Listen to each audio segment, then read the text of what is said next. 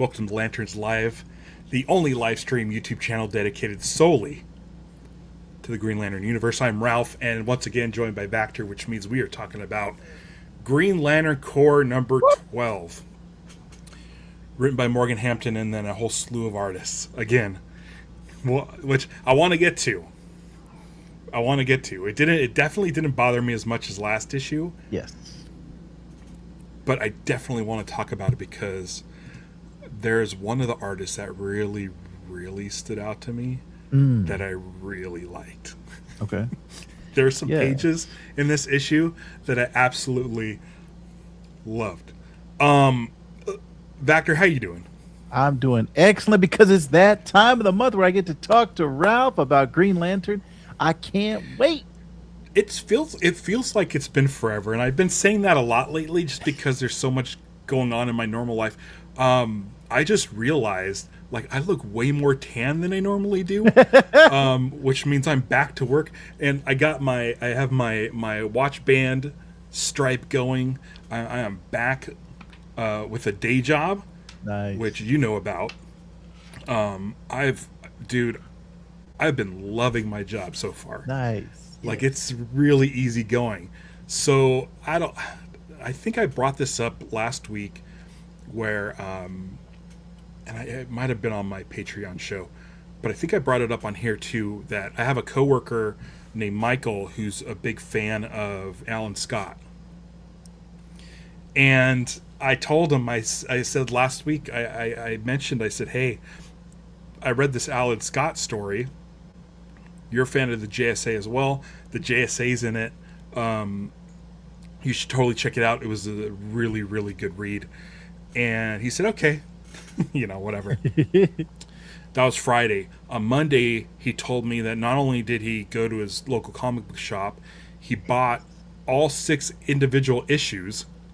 Nice. Because that's what they had available. And he read them all over the weekend, and he loved the book. Yeah.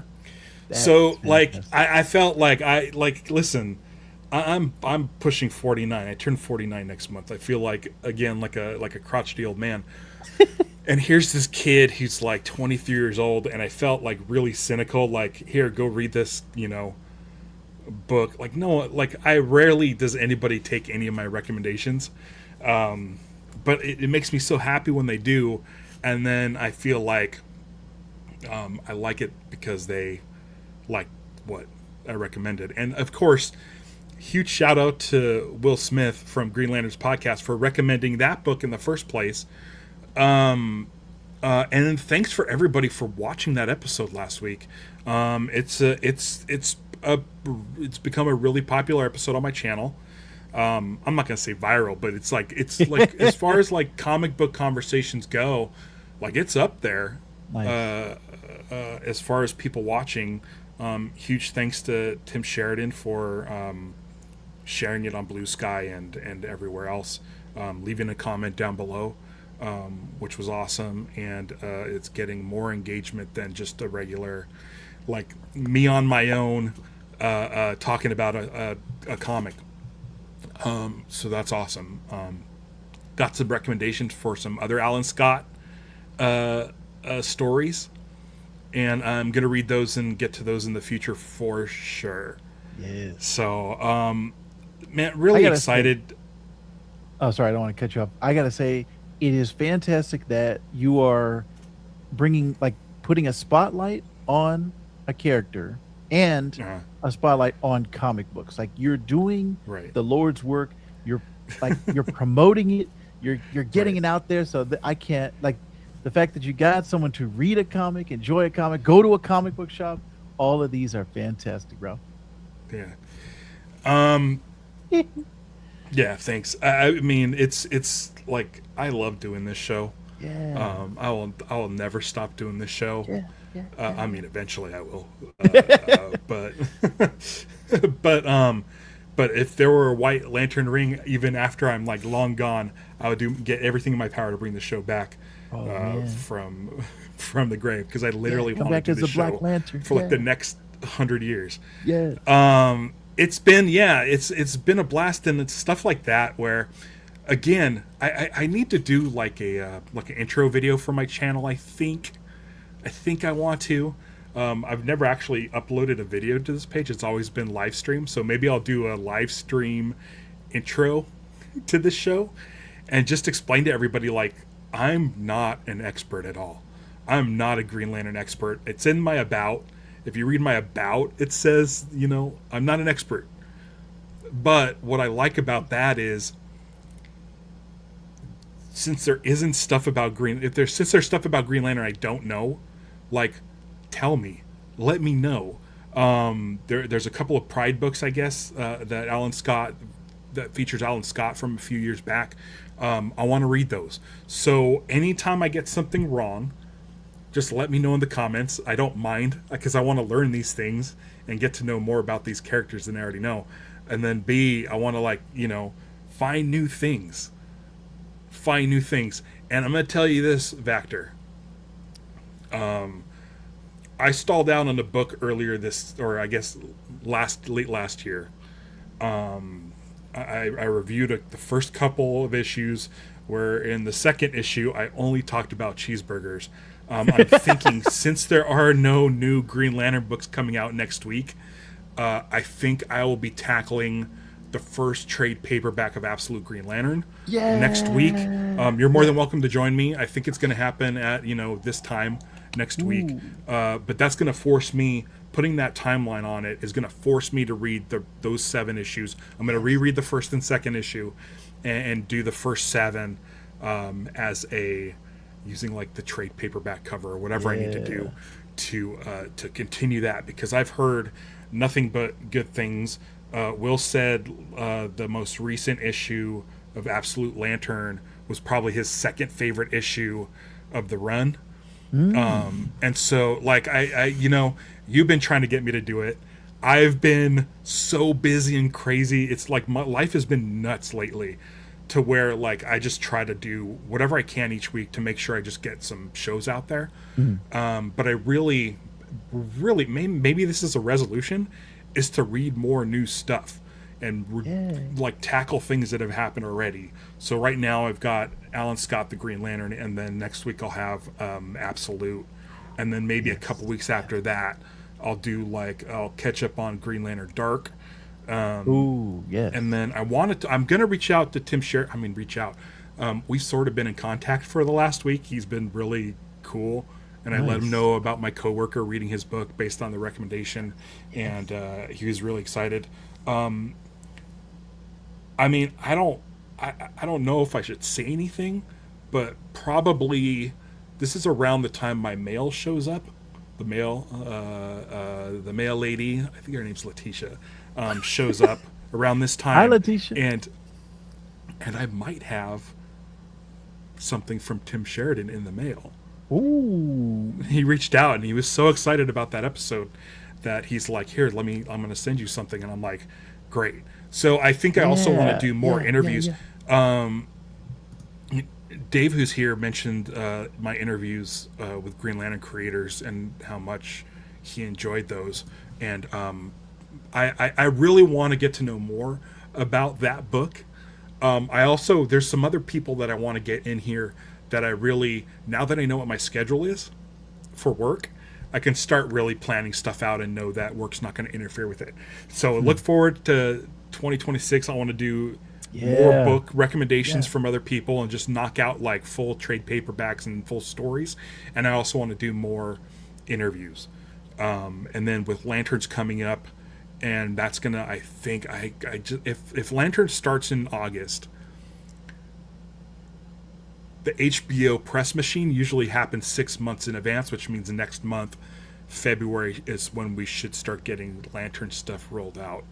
So yeah, I'm pretty stoked on everything. Last week was a great way to start the year, and I'm glad people enjoyed it. Thanks for everybody for watching that episode, commenting, and all of that stuff.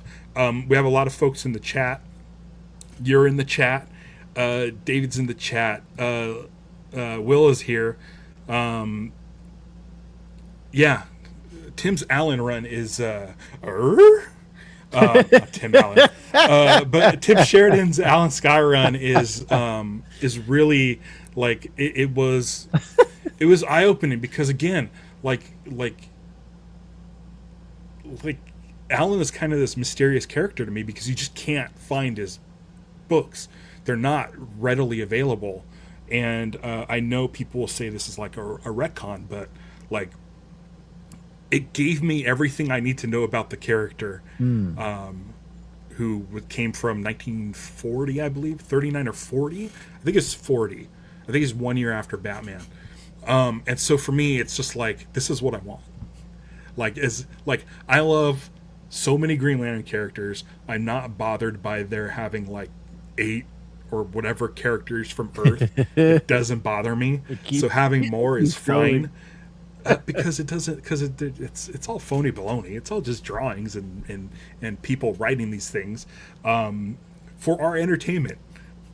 There's no reason for me to be pissed at anything. But in a couple weeks, the release of Justice League Red #6 is coming, and that's the final book of that series. And I'm hoping I'm entertained. I really am, because that issue 5 I was not into at all.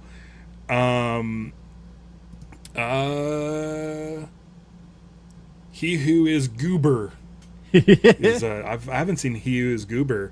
I'm just gonna call you Goober for short. Green Lantern.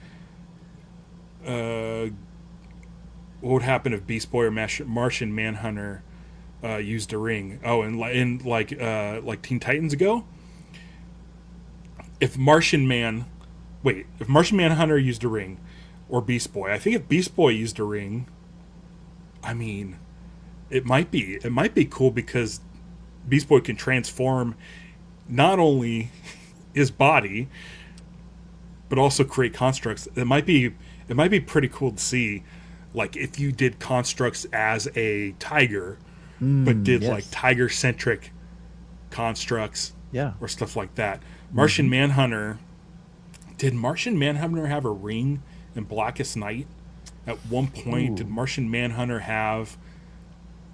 Martian Manhunter a Black Lantern or something like that? I'd have to look it up, but Martian Manhunter again, super overpowered. What's his weakness? His weakness is fire. Yes. Right. Which would be interesting. I'm trying to think of Martian Manhunter teaming up with Alan Scott, and them being like in a forest, and Alan Scott not being able to penetrate any of the wood in the forest, but then if you burn down the forest, then Martian Manhunter's screwed. So it's like what's the order of things with that? But right, that's a pretty good question. I don't like with Beast Boy. Beast Boy I think would be pretty cool. Martian Manhunter could do so many things. He could fly. He can shapeshift. Again, another shapeshifter. I think what I would like to see out of Martian Manhunter, what sort of Martian constructs would they create? In this issue of Green Lantern Corps, which we'll get to in a sec, Kilowog creates something from his home planet. And so it's one of those things where it's like, what kind of Martian things? What do we know? Like, would Martian Manhunter make a Martian rover to ride around on? Yes. Like, would it be fun like that?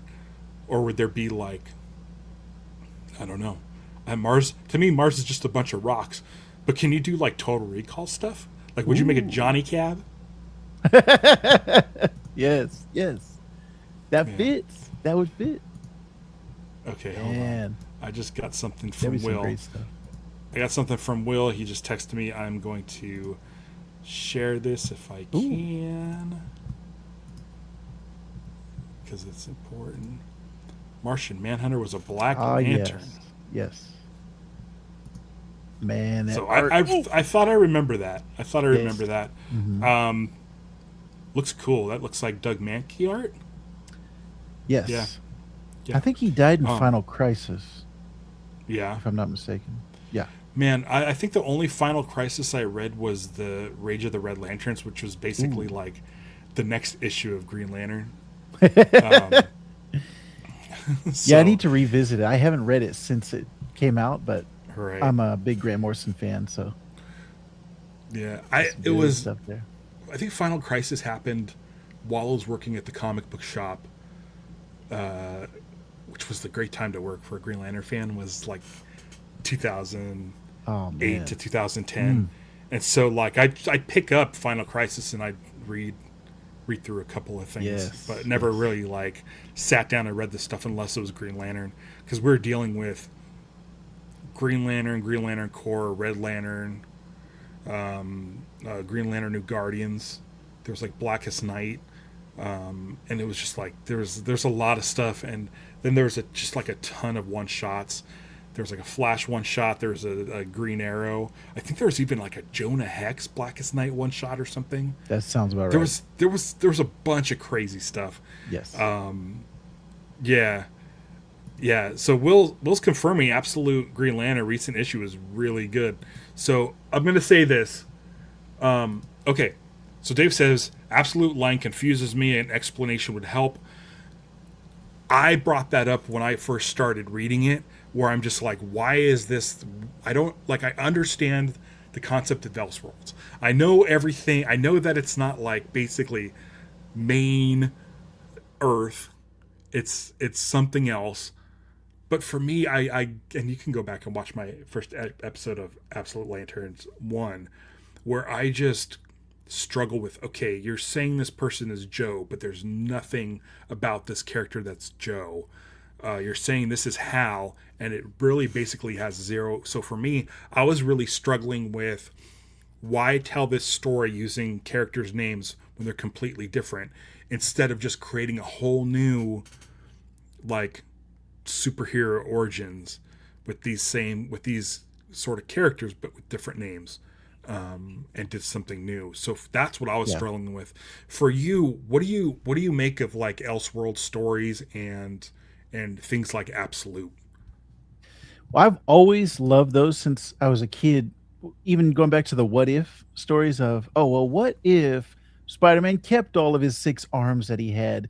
It was always a Mhm. fun kind of fantasy for me to Right. be like, oh, man, yeah, that would be a crazy story if this happened.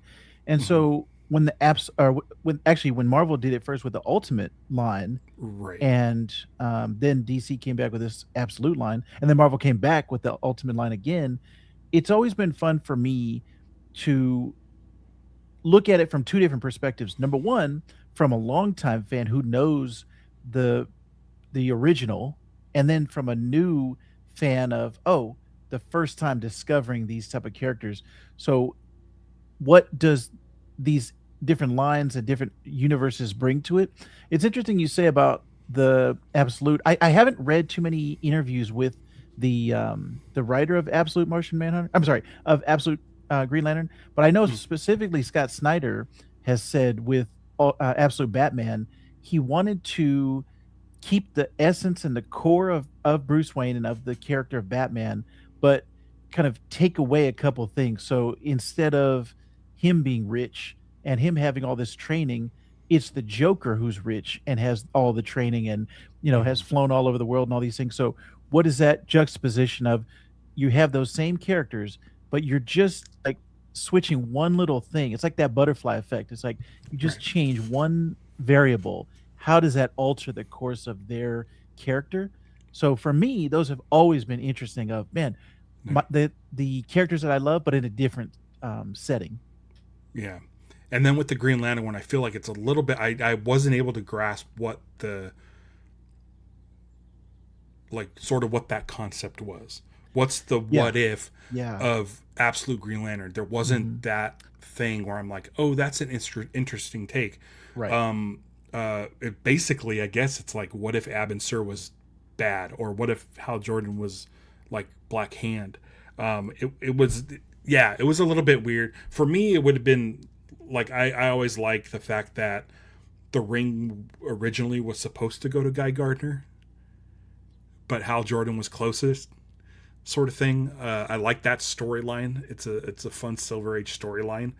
Um, so yeah, regardless, next week I promise I'll be here talking about Absolute Green Lantern, the first trade paperback. I think that's issue 1 through 7, if I'm not mistaken. Yes, So I'll yes. do that. what's up with the shirt? Your shirt is Green Lantern. My shirt is TNC, is an old like surf brand from the 80s and stuff. I got this while I was in Hawaii because as a kid of the 80s, like I grew up green.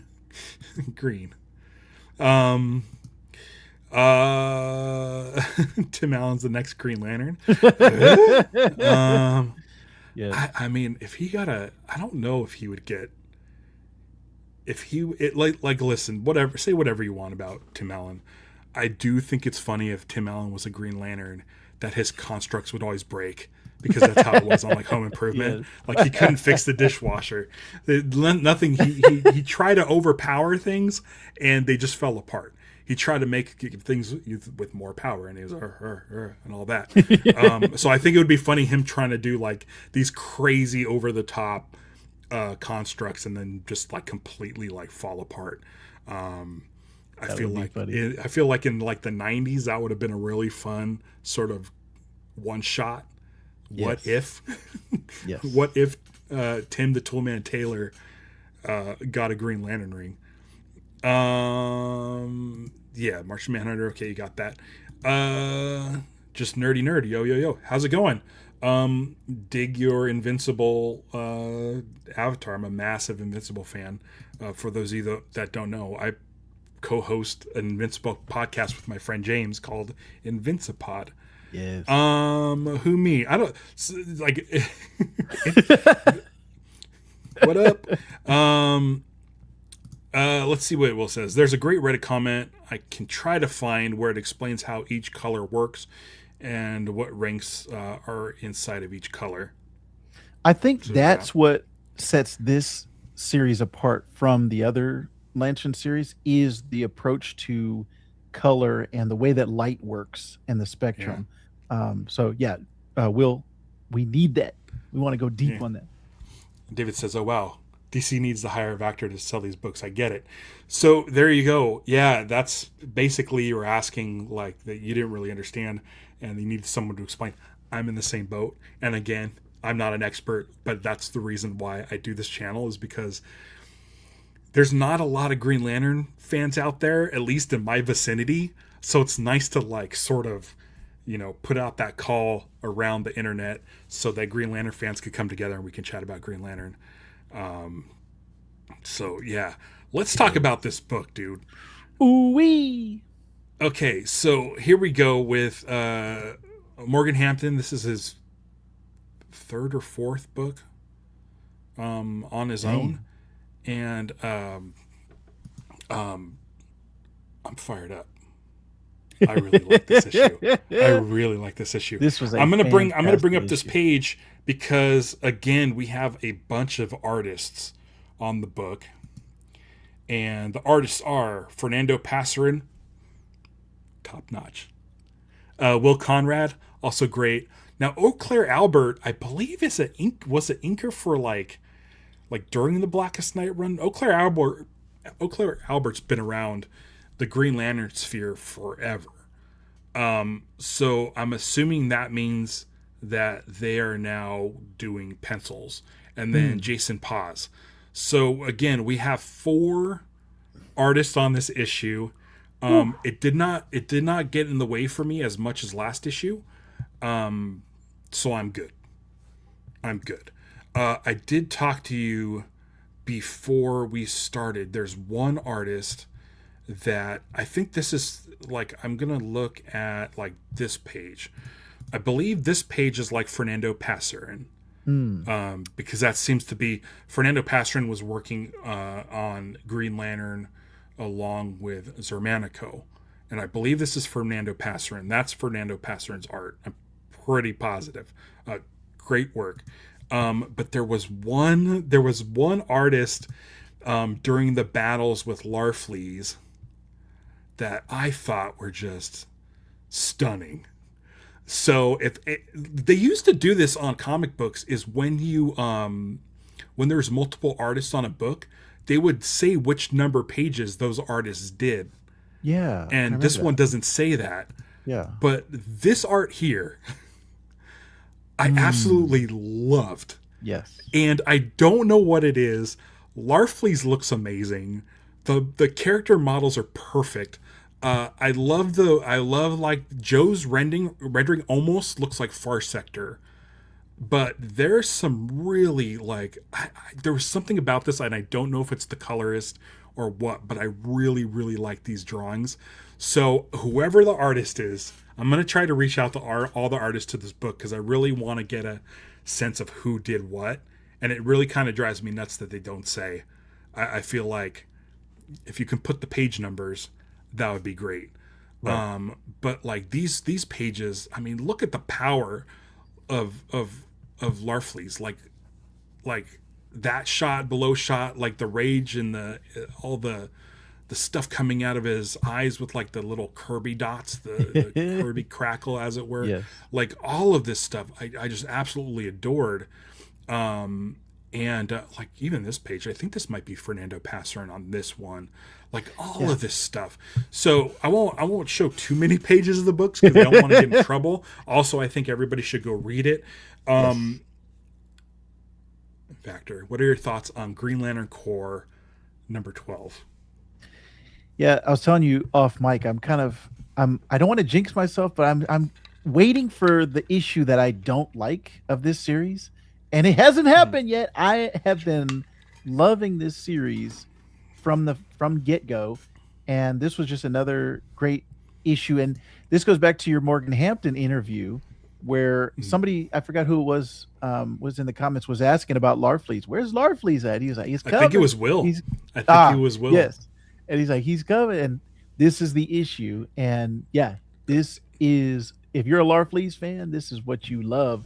I think the kaiju, like the giant Larfleeze, and the power of him having having the power of an entire core, and you know, Right. the entire battery itself, just of him, not spreading it out to other people, was really evident and prevalent in this one.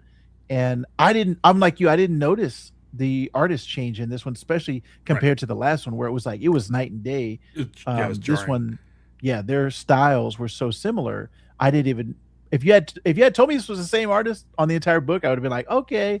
But yeah, just fantastic work from everybody involved here. And this really sets up like this war and what is going to happen.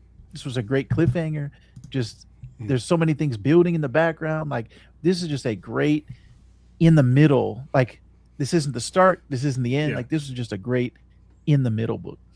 Yeah, Will. For me, what I liked is like we get these big event wars in Green Lantern and Green Lantern Corps. We've gotten them over the years. Jeff Johns really like came up with a lot of like the Sinestro Corps War, Blackest Night, Brightest Day, War of the Green Lanterns, War of the clones, the Volthoom, the Final Lantern or whatever. Big events coming up with this stuff. With this book, I did not expect a war so soon after the Starbreaker supremacy, Right. and it threw me off a little bit. But I really like the way this has been presented, especially the last two issues, where after the Starbreaker supremacy, we have all of the Lantern power batteries on Oa, so they're all in one place, and we were like, that's pretty cool. Like, it's nice to have, like, there's a lot of story potential there, where it's basically the Odd Couple. You have all these different factions of Lanterns in one place. How are they going to get along? And what I loved about this issue is it really laid out Oa. It gave names for every sector Yes. in Oa where each of the different Lantern Corps reside. But what it does is it creates borders and boundaries. So they're not working together. They're all segmented out, which gives Larfleeze time to just be like, oh, no one's going to bother me on my island. Which was set up. It was set up a couple issues ago that Larfleeze wasn't on island. But it's almost like they're so close to getting it. They're so close to getting it. Like they need to be coexisting. It's one thing to be like all there on Oa. Even though they have disagreements and stuff, and even Sinestro gives a little shade. Like the few lines Sinestro has is a little bit like he's a little antagonistic towards this, and he's very skeptical. He's cynical, and he's like, "Yeah, sure that sounds great, Jess, but I don't know if this is gonna work." They're still segregated. Oa, I'm assuming, is a fairly decent sized planet, to where when you have something like, I don't know, 20 Indigo Lantern tribe members and they're living like a vow of silence in these caves, like, how are they going to get to know each other when they're all separated out? And it's almost mirroring like real world problems and borders and disputes. And even though like everyone wants world peace, like there's just some places where it just can't happen. There's something happens where you have a orange larfleeze that just has to attack. So for me, like when I read this issue, I was like, I love the setup of all these different places. I'm gonna try to learn each quadrant, so that I remember where each of the lanterns reside. But also, like, I'm like, man, I could read another dozen issues of just life on Oa with all of these different people. The story potential is like infinite. I mean, you could have spin-offs of each color. Like you could have their own tie-ins. A comic of Oa. I would love that. An anthology of like a Blue Lantern, like Brother Worth living in peace over in his area. Or like it's crazy that like Atrocitus is hanging out. It's kind of cool with this coalition of Lantern Corps, but he's also still really angry and doesn't like is you can tell he's fighting the rage to be part of the group, but at the same time it's like he's working through that. Larfleeze obviously hasn't been able to work through that at all, and has been just building up this like his greed, and he kind of wants to take over Oa. And then so we get all of this stuff. We get basically every Lantern Corps in this book, other than Black and White, but the main color spectrum. But then we also get the story with Fatality and Enquar. I think I got it right. Going and reviving his old planet, but it turns out to make a weapon, to basically make some sort of all-consuming like planet that it will absorb other planets and just become stronger. It seems like the next issue will be about that, and all of our Lantern Corps members are going to band together to stop a common threat. It's a classic story in comics. It's a classic story that I think is going to be happening in Man of Tomorrow. But for me, it's like, I hope it doesn't. Like, I really want to see what this thing could do to other planets while we still get more stories on Oa. Because I really, really enjoyed all the Oa stuff. Yeah. Really, really like all the Oa stuff. Yeah. There's so much, like you said, there's so much potential for story that can be mined here. And you kind of, it's bringing back that feeling that we had of the Jeff Johns run of the Sinestro Corps War, and then everything that followed, introducing all of these different colors and the different cores, and everyone has their own like personalities and strengths and weaknesses. And even just the cover of this one alone, it's like the setup and the premise of, hey, this is all of the cores are colliding here. And we didn't see Razor in this one, but he's on the cover as a Red Lantern. And I really want us to get to this moment of everybody coming and clashing, because this is just so much fun. And I got to say, the thing that I loved, I think even more than the the Larfleeze, the kaiju fleas, was Mm-hmm. the cadet crutches that they had, the lantern crutches. Yeah. I thought that Yeah. was super cool. Of everybody's construct crutches. I'm sorry, Yeah. each thing that they had to just call on at a moment's notice, like when you, it's just Like a kind of fail instinct. safe or a Yeah. yeah.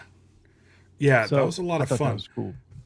Again, I think last issue they introduced the Construct twin, which we've Yes. saw in Yeah. Green Lantern the animated series. I think episode 1, and we've seen here and there a little bit. But I liked seeing sort of this introduction of ideas that we may have forgotten about, Yeah. and like them being reintroduced. I really like this storyline of Kilowog and the cadets. Um, I think it's really fun. I'm really fascinated by Aya hanging out with the Indigo tribe, and she's still in that processing phase. And I got to tell you this: Morgan Hampton's writing, the way he writes Kilowog's dialogue, feels like Green Lantern the animated series, Yes. where he'll say something with an apostrophe instead of a something. Like he'll do like a little bit of what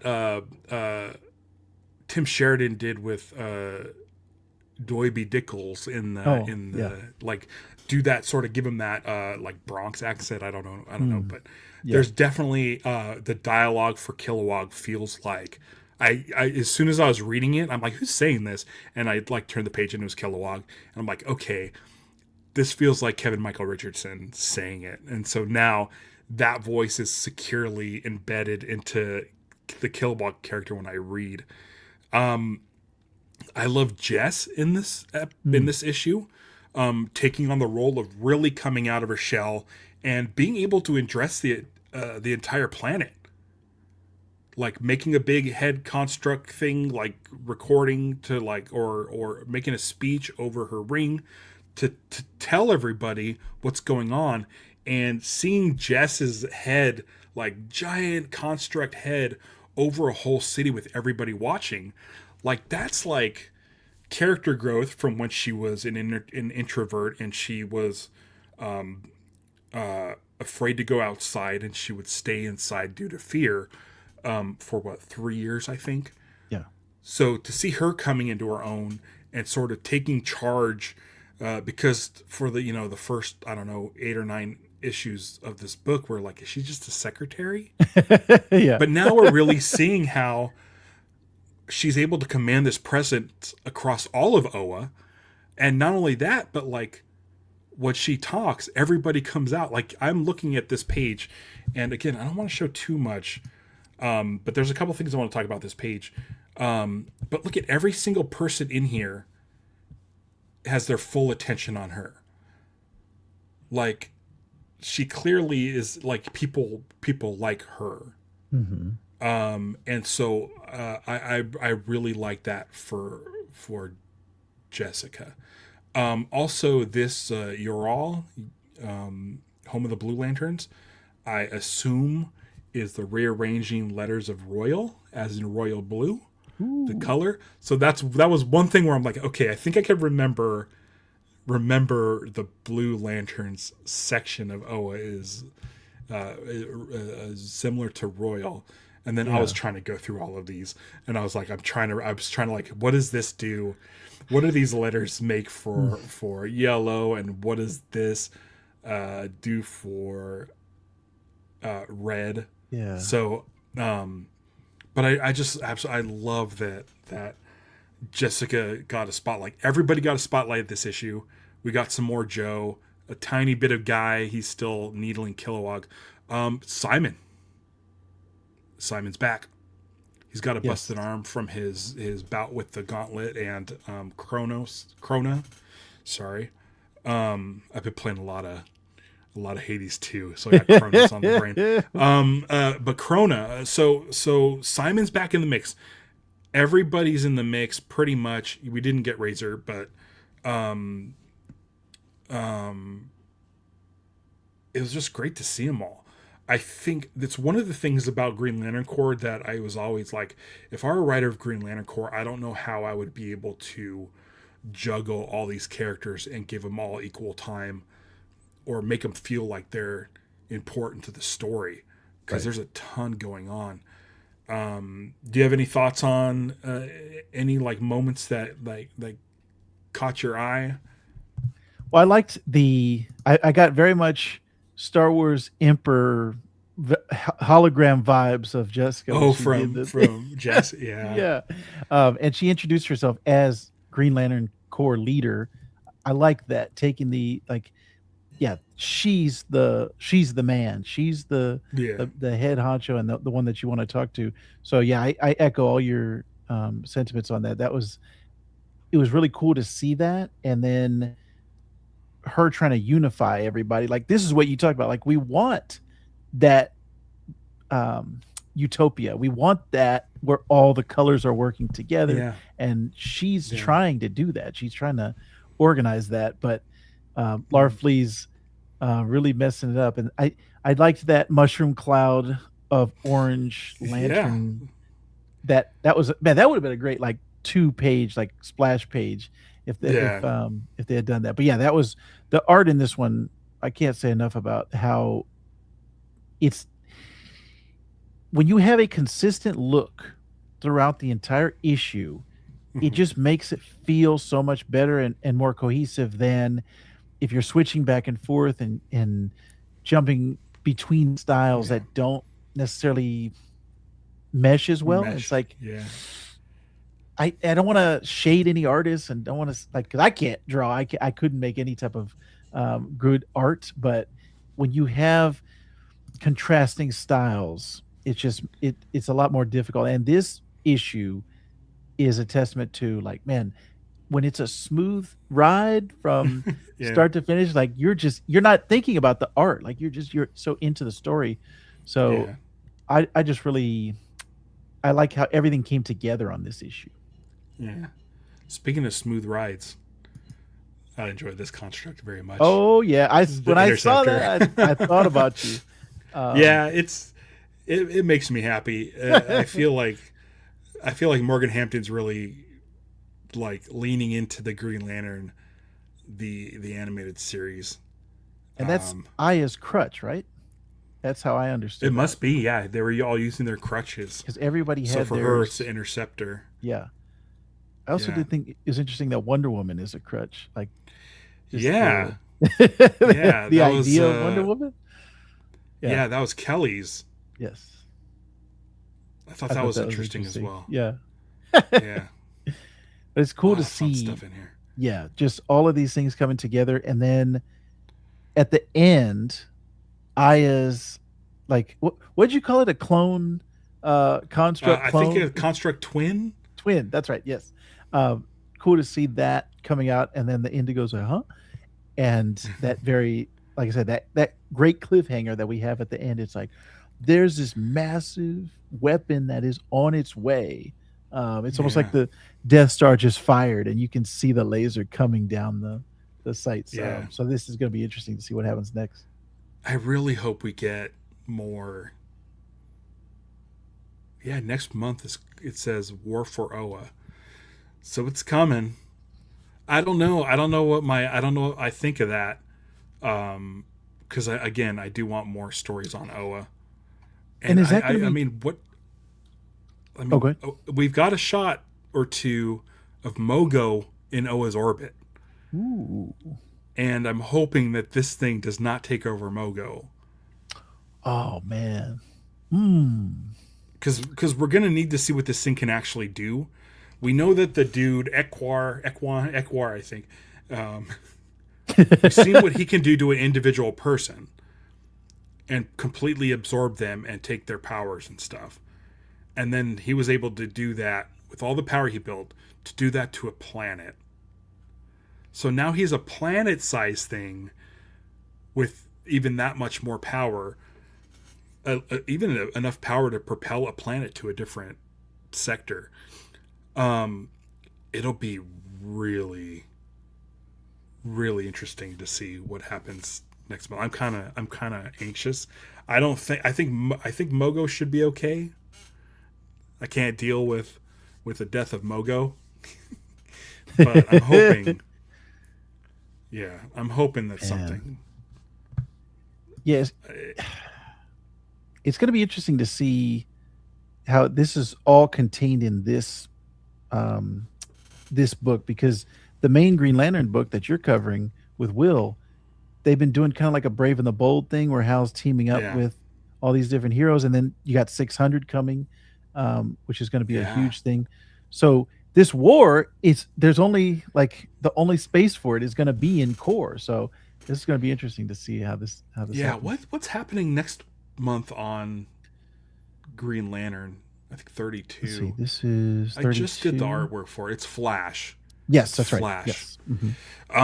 So yeah, I don't know. I don't know what that's gonna do. Like I'm like, as much as I really enjoyed the Batman issue. And poor Will, after we're done, like later in the night, he's like, we never even finished talking about the book. We didn't even mention the boy who who created this Joker thing with his mind. We didn't talk about any of that stuff. I felt so bad. Maybe we could touch on it next in a couple weeks when we talk about the Green Lantern Flash crossover.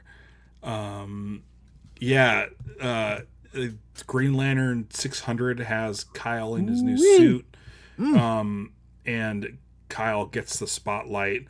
I don't know how that's going to work out.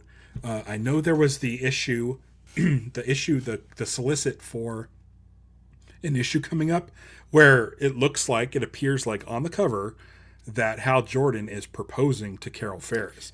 Yes, I Are just they saw going to that. go Yeah. get married? Are they going to have a honeymoon phase? And is the book going to be Kyle centric while that happens? Mm.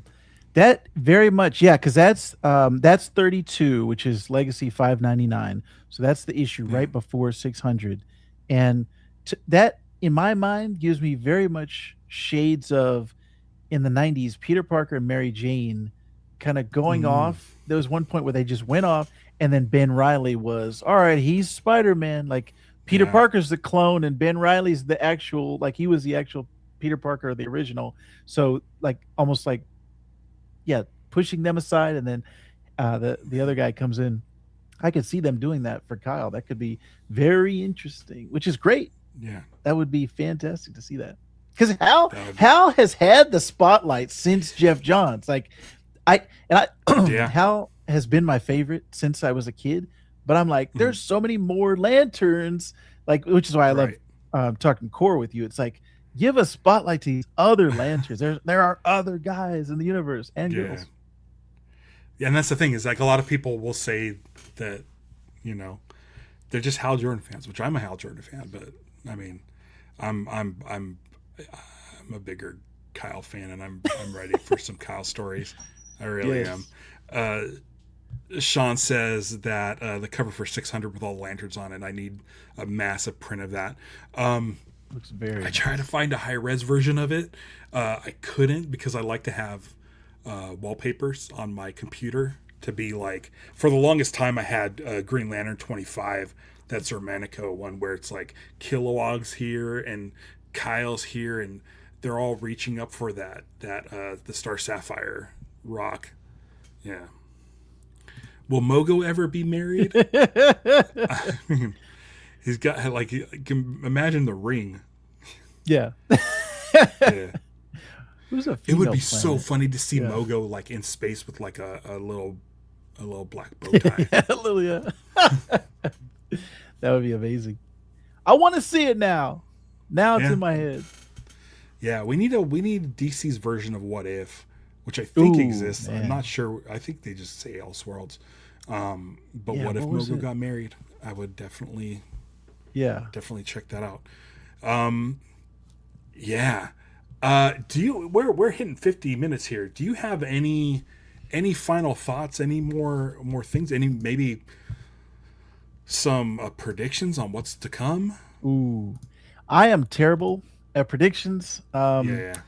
But I just want to see how how the intermingling of the cores, how does this resolve itself? Like, do we go back Right. to the status quo of what we had before, or is there going to be something different? Like, what is going to be the arrangement, and who's going to be happy with, are there going to be truces, alliances? What is it going to be like? That's what I'm interested to see is how do these each core kind of work together? I feel like the deal with Larfleeze is they're going to have to do something about Larfleeze. There's a Larfleeze problem. Do you put Larfleeze in a science cell? Does that go against what they're trying to do in the first place by letting everybody out? Like, how is Jess going to dealing with that sort of nightmare?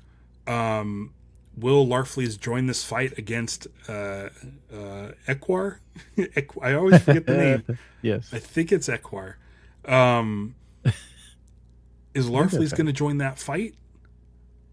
Is Larfleeze just going to want that planet and want that power and try to take it from the planet? I don't know. Are they going to be able to defeat this thing? And will there be like a third planet next to Oa and Mogo? Are they just going to end up creating a whole solar system of stuff? Dang. I'm kind of with Will. Let Larfleeze get the planet. Like, let him have his own planet that he could live on. That's kind of outside of Oa, but still in the orbit. I think that's a good call, because they can't put him in a science cell, because Jess has this idea of what this utopia. I was going to say autopia. What this utopia should be. Yes, Zootopia. Yes. Mm-hmm. So, yeah. I mean, basically, it is. Yeah. Dang. Yeah. I'm looking at the solicits for the next 2 issues. The next one is supposed to be. It's got John on the cover, and he's like underwater. He's submerged. So that's going to be part of this war. And then the next one, Green Lantern Corps 14, is the aftermath of DCKO. So I'm interested. I've been kind of sharing the Lantern parts of DCKO with you. Yeah, I've been so busy today. I haven't even had a chance to flip through them. Oh yeah, because we have iChat, so they stack them. Yeah. Let me say this real quick, because I don't know if you talk about DCKO too much on your channel. So basically, the whole thing is like a big versus. Like, all right, we want to just put our toys together and fight. And so they've had these different rounds. So, Will, this is the third round. Each one has eliminated certain combatants. And then so the third round, they say, okay, the people who are left, you can bring back somebody who has been eliminated. So Guy is still in it, and he brings Hal back, who has been eliminated. So they team up. This whole round is like a team up round. So it's Guy and Hal versus Superman is still in it, and he brings back Superman go out so early. I think he's gonna.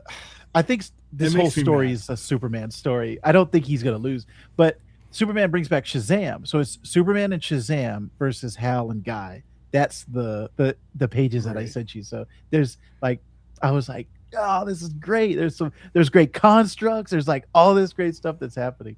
I'm having a good time. It's gonna be.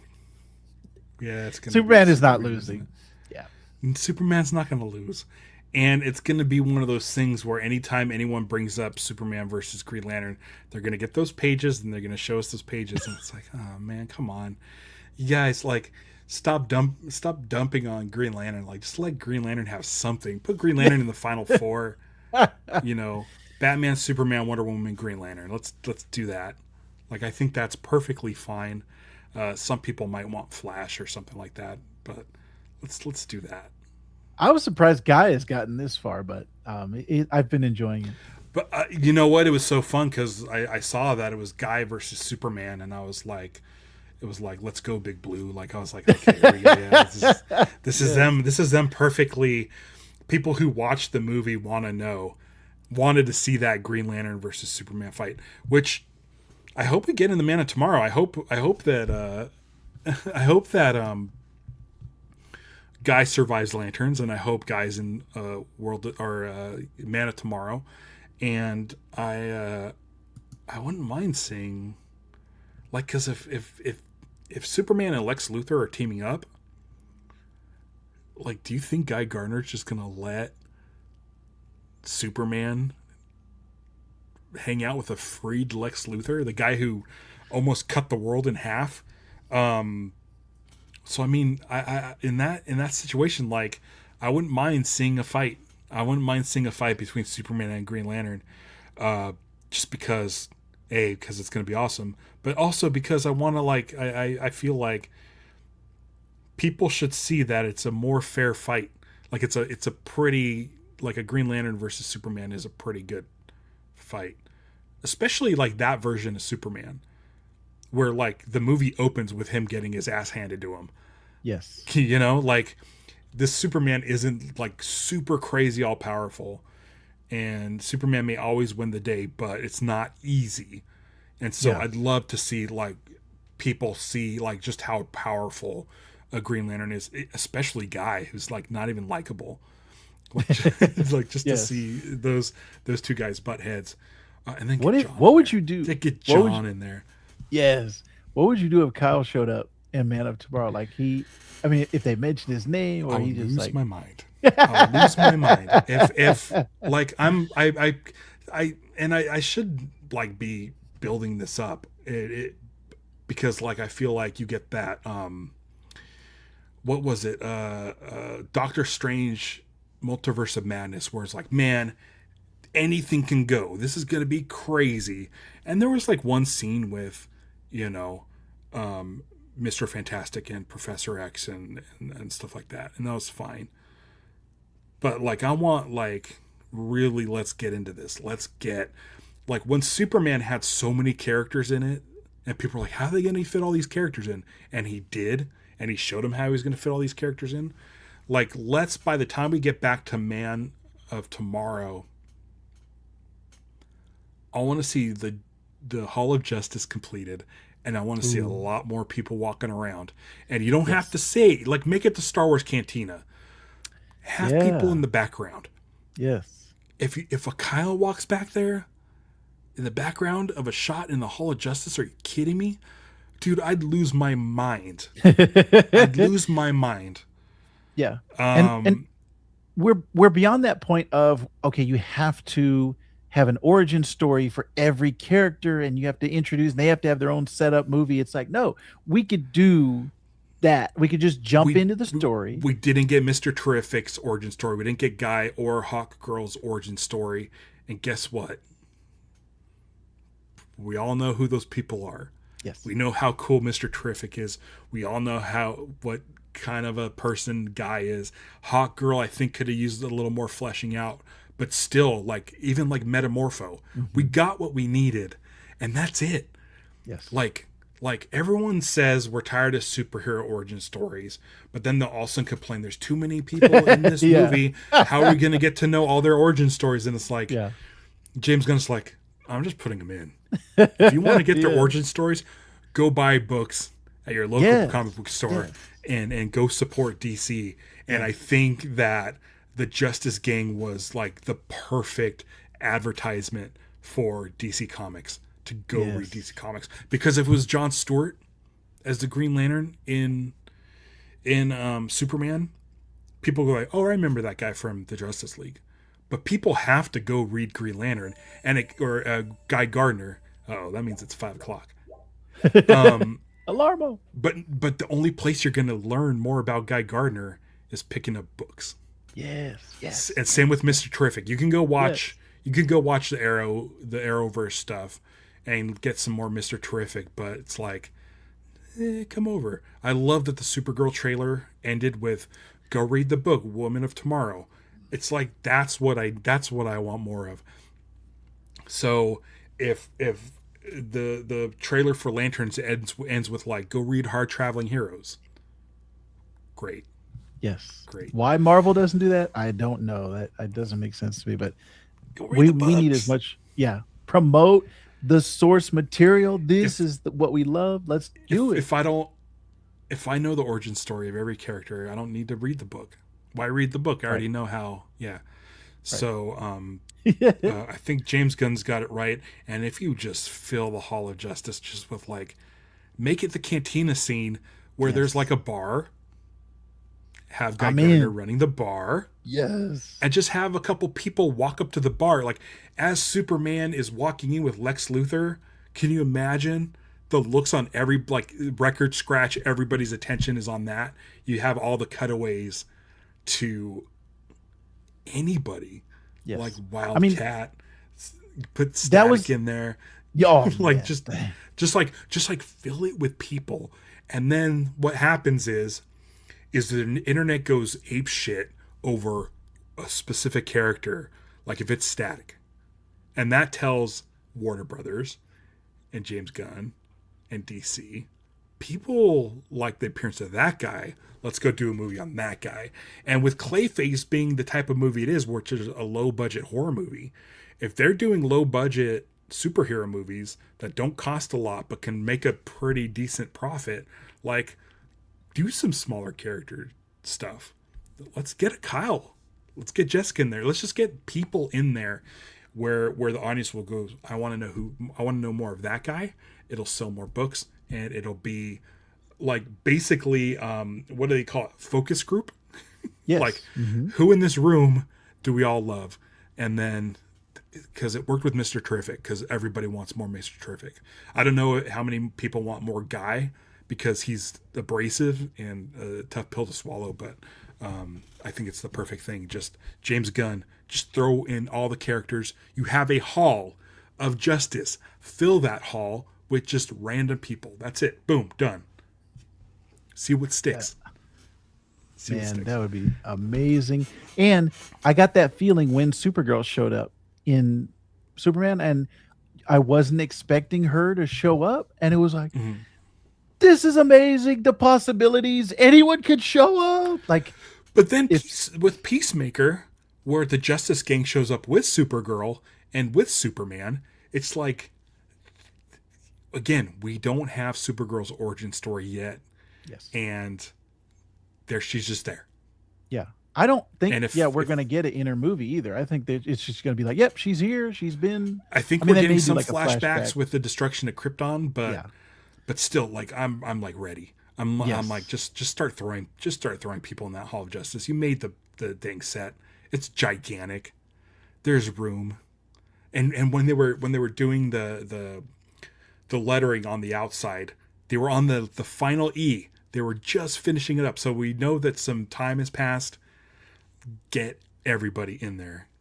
Yes. Get a speedster in there. Yeah. Let's just get people in there. Just throw them all in there. I'm in. All right, cool. I'm going to see that. I think I'm going to see Man of Tomorrow. Even if that doesn't happen. Even if none of that happens, I'm sure I'll be fine. But I feel like I'm ready for just start throwing people in. Yes. Yeah. Don't need origin stories. We learned that already. It's not necessary. All right. Vactor, where can everybody find you?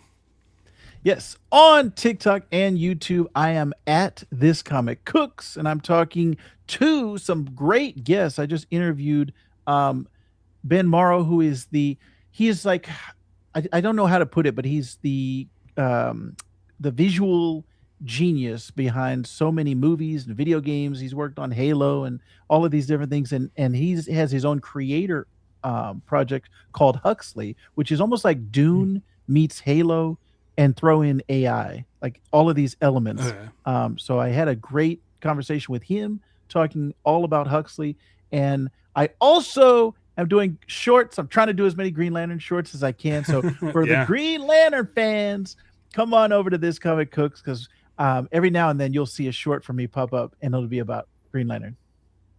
Yeah. And for everybody, go to lanternslive.com, which is just going to take you to the YouTube channel.